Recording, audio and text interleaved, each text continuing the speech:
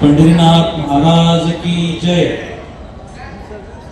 अखिल विश्व गायत्री परिवार तर्फे आयोजित पंढरपूर येथे 11,111 तुळशी रोप जे वारकऱ्यांना वाटपाचा कार्यक्रम आहे त्यासाठी उपस्थित आपले हरिभक्त परायण गहिनाथ महाराज औसेकर जी, त्याचबरोबर परमपूज्य श्री शिवाजी मोरे महाराज, त्याचबरोबर सचिनजी इथापेजी, प्रतिभाताई जितेनजी, त्याचबरोबर अखिल विश्व गायत्री परिवाराचे सर्व पदाधिकारी आणि सोलापूर गायत्री परिवाराचे आमचे पुरुषोत्तमजी धूतजी, ओमजी डरकजी आणि माझ्या बरोबर सोलापूरहून आलेले माझे सर्व सहयोगी आणि उपस्थित सर्व भक्तजन। कालच आषाढी एकादशी निमित्त सोलापूरमध्ये जे पंढरपूर जे विठ्ठलांचं मंदिर आहे याचं दर्शन घेण्यासाठी लाखो वारकरी इथे आलेले आहेत आणि खरोखरच पंढरपूर हे भक्तिमय वातावरण मध्ये राहून गेलेलं आहे।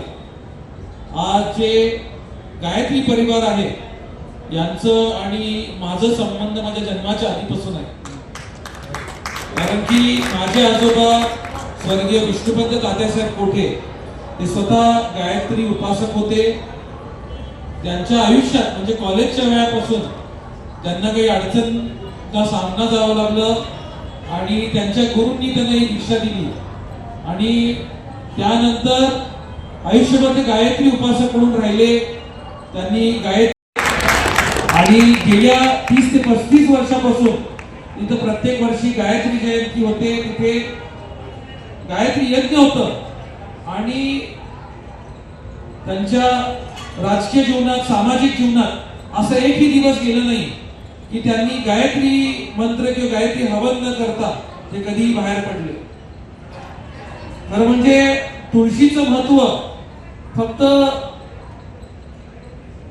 काय म्हणतात की सांस्कृतिक किंवा आपल्या विज्ञानाच्या पलीकडे आहे। आपल्याला आध्यात्मिक तर ते आहेच, पण वैद्यकीय एक डॉक्टर म्हणून तुळशीचं महत्व खूप आहे। आयुर्वेदामध्ये त्याचं वेगळं स्थान आहे।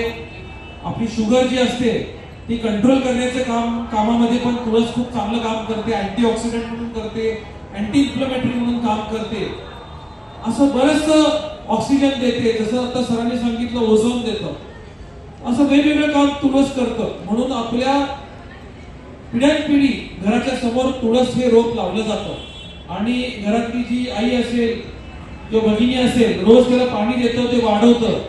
आपणही लहान असताना कधी परीक्षेला जात असेल त्यावेळेला घरातले मोठे म्हणायचे की तुळशीचं पान जिभेवरती ठेवत जावं। त्याचं कारणच एक आहे की एक स्ट्रेस रिलीफ जे आपल्या परीक्षेला जाण्याच्या आधी जे अभ्यासाचं ताणतणाव असतं आणि बरेचसे विद्यार्थ्यांना एन्झायटी इश्यू असायचे, तर ते स्ट्रेस कुठेतरी तुळशीचं पान कमी करायचं असं त्याचं एक महत्व आहे। आम्ही 21 मेला सोलापूरमध्ये एक घर एक झाड अशी संकल्पना सुरुवात केलेली आहे। त्याची कारण एक आहे की आपला सोलापूर जो जिल्हा आहे हे दुष्काळ भाग म्हणून ओळखला जायचा। इथे साधारणतः 44 डिग्री पर्यंत तापमान होतो आणि जून महिना कोरडा गेला सोलापूरमध्ये, जुलै महिना आला पण म्हणावं तसं पाऊस सोलापूरमध्ये पडत नाही आणि त्याचं एक नैसर्गिक उपाय ही पर्यावरण पुढे काम करतात। त्यांची आत्ताच त्यांनी सांगितली की जे विश्वविद्यालय आहे त्यामध्ये जे आपले पारंपरिक शिक्षण आहे जसं गुरुकुल आहे, नालंदा युनिव्हर्सिटी असेल, पहिला आपली तक्षशिला असतील, खरं म्हणजे भारत हे विश्वला जे पहिल्यापासून आपल्याकडे पुरातन खात्यापासून वेगवेगळ्या मोठमोठे नालंदा युनिव्हर्सिटी असतील, तक्षशिला असतील, अशा वेगवेगळ्या युनिव्हर्सिटी येऊन गेले। आपल्याला जगानी शैक्षणिक नाण्यामध्ये सांगण्याची गरज नाही, आपल्याकडे ते परंपरागत ते आलेलं आहे आणि त्याचं काम कुठेतरी गायत्री परिवार करतं। आदरणीय डॉक्टरजी आमच्याकडे पुण्यातल्या घरी आमच्याकडे थांबले होते, सोलापुरातही ते आमच्या गायत्री परिवारांना त्यांनी दिलं होतं आणि गायत्री परिवार आणि कोठे परिवाराचं एक अतूट नातं आहे आणि आम्ही पुढेही ते जपू नक्कीच। आता महाराजांनी सांगितलं की या वर्षी 11,111 तुळशी रोप आहेत आणि पुढे ते वाढत जावं, 1,00,000 रोप व्हावं। नक्की आम्ही त्याच्यामध्ये फुलाची पाकळी म्हणून त्याच्यामध्ये आम्ही सहभागी राहू, एवढी माहिती देतो। आज मला इथं बोलवलं, काम लावण्याची तर झाडं लावायचं म्हटलं की तर कुठं लावायचं, कोणी लावायचं, त्याचं संगोपन कोणी करायचं, त्याला खड्डा कोणी करायचं, रोप कुठून आणायचं, हे सर्व गोष्टी असतात. तर त्याची सुरुवात मी माझ्या स्वतःकडून केलेली आहे. तर आम्ही साधारणतः 6000 झाडं सर सोलापूरमध्ये लावली आहेत. ते एक घर एक झाड संकल्पना असं का केलंय, कारण की जर आपण सार्वजनिक ठिकाणी लावलं तर त्याची जबाबदारी फक्त आपली एकट्याची राहते. प्रत्येकाने एका कुटुंबाने एक घर जर घरासमोर लावलं आणि त्याची काळजी घेतली तर ते खूप चांगलं त्याला संगोपन होतं. कारण की आपण झाडं लावू पण ते झाडं वाढलीच नाही तर त्याचा उपयोग नाही. म्हणून प्रत्येक वर्षी 6 झाडं आणि पुढच्या वर्षी ते वाढवत जावं याची सुरुवात आम्ही केलेली आहे. साधारणतः 8 ते 10 फुटी झाडं आम्ही देतो, म्हणजे 5 ते 6 वर्षाचे असतील असे झाडं आम्ही लावून देतोय. ते लावून देण्याबरोबर आमची टीम असते, ती घरी जिथं ते खड्डा त्यांना पाहिजे तिथं ते करून देतात, झाडं लावून देतात, त्याचं संगोपना लागणारा फॉलोअपही ते ठेवतात. आणि जे झाडं आम्ही लावतोय ते सगळे देशी झाडं लावतोय. देशी झाडं का लावतोय, कारण की जे विदेशी झाड आहे त्याच्यावरती पक्षी बसत नाही, आणि पक्षी बसत नसल्यामुळे आपल्याकडे जे आपण बघतोय चिमणी किंवा पक्षी जे जुन्या काळात दिसायचे ते आता कुठेतरी लुप्त होत जात आहे. त्यामुळे आपल्या पर्यावरणासाठी आपल्या पुढील भविष्यासाठी आणि हे कार्य आपण आपल्या पुढच्या पिढींसाठी करतोय. कारण की जर असंच होत राहिलं तर आपल्याकडे पाऊस येणार नाही, आपल्याकडे तापमान वाढत जाईल, आणि तापमान वाढत झालं की त्याच्यावरती पर्यावरणावरती तर होईलच, नुकसान तर होईलच, पण आपल्या शारीरिक गोष्टींवरती पण त्याचा परिणाम होईल. आपण कोविडमध्ये बघितलं की एका सिलेंडर आवडे देवासी तो ऐका प्रकार आहे, नामाचा उच्चार रात्रंदिवस. असं जरी असलं तरी दुसरं प्रमाण असं आहे, तुळशी माळ गळा गोपी चंदन टिळा. तुळशी माळ असं सांगितलं आहे. सुंदर ते ध्यान उभे विठेवरी करकटावरी ठेवून या. तुळशी हार गळा असे पितांबर आवडे निरंतर हेची ध्यान.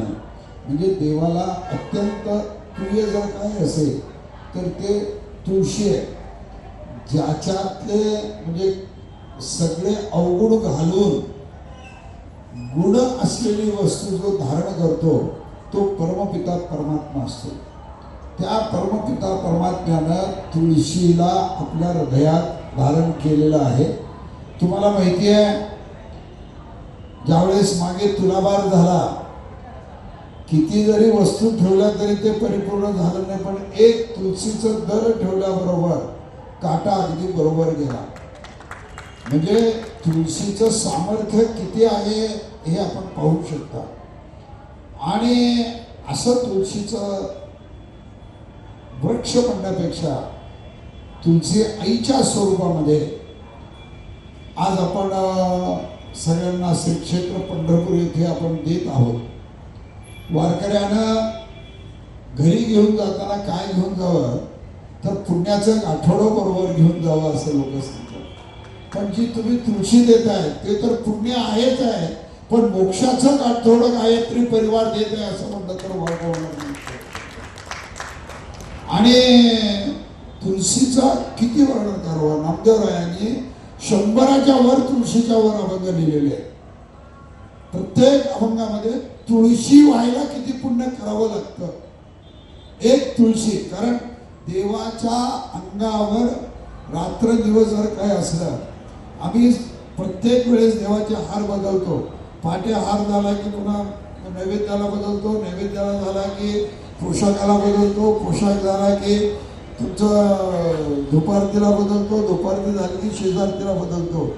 1000 हार दुसऱ्या प्रकारचे मोठे मोठे घालतील, पण देवाला तुळशीचा कंठा हा राहणारच. आणि जर तुळशी नसेल तर जसा देव रुसतो असं म्हणतात. म्हणून जर देवाला आपल्याला समाधान करायचं असेल तर तुळशी आहे.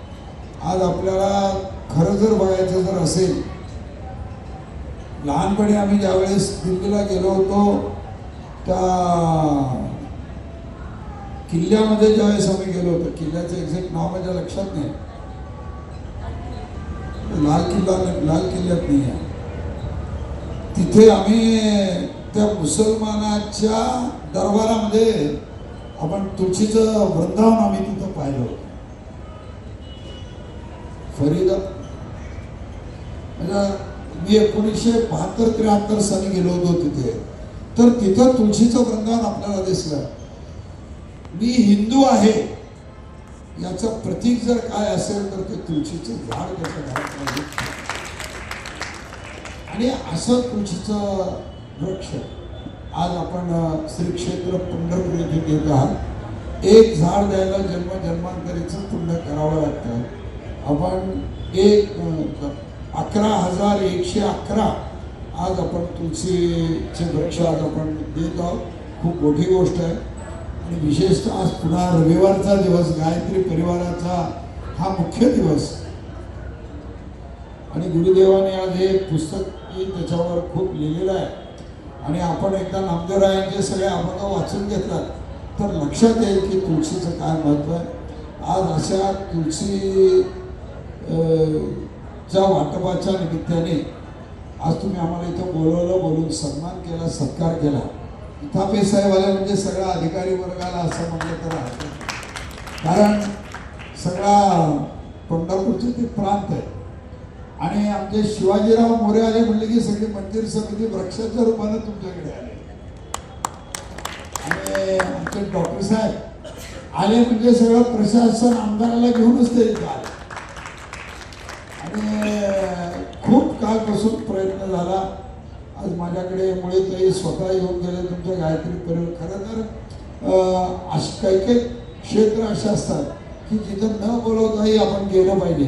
त्यातलं हे तुळशी वाटपाचं क्षेत्र आहे की आम्हाला इथं बोलवायची गरज नाही. तुम्ही तरी आम्हाला बोलवलं, बोलून मान दिला, सन्मान केला, आम्हाला शॉल घातले आणि विशेषतः तुळशीचं वृक्ष दिलं. तुळशीचं वृक्ष देत असताना सुद्धा त्याच्या खालचं जे झाड, त्याच्या खालची जी बॉटम आहे काचेची, अतिशय उत्कृष्ट आणि सुंदर दिले.